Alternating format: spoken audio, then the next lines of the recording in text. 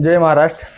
आज बऱ्याच शिवसैनिकाला, पदाधिकाऱ्यांना, खासदारांनी फोन लावले की माझ्यासोबत चला, पण खासदारांना सांगू इच्छितो की आम्ही तुमच्यासारखे गद्दार लाचार नाहीत, पैशासाठी मागे पळणार नाहीत।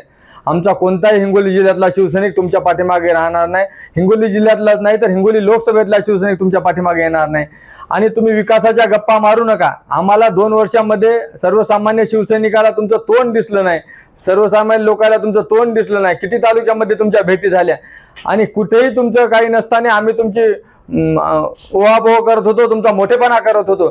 पण तुम्ही गद्दारी केलात, आदरणीय उद्धव साहेबांच्या पाठीमागे खंजीर खुपसलात।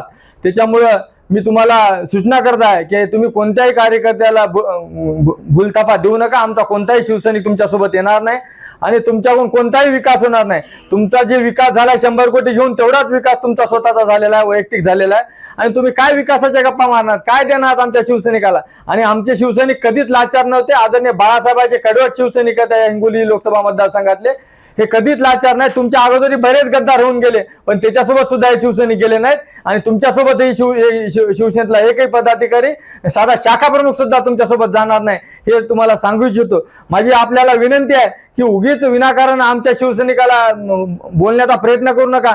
आम्हाला फोन येत आहेत, निश्चितच तुमचा ते शिवसैनिक अपमान केल्याशिवाय राहणार नाहीत आणि याचे गंभीर परिणाम तुम्हाला भोगावे लागतील। मला विनंती आहे खासदारांना की आता तुम्ही गेलेत, गद्दारी केली, तुम्हाला तुमची गद्दारी, तुम्हाला तुमचे 100 कोटी रुपये लखलाभ राहत।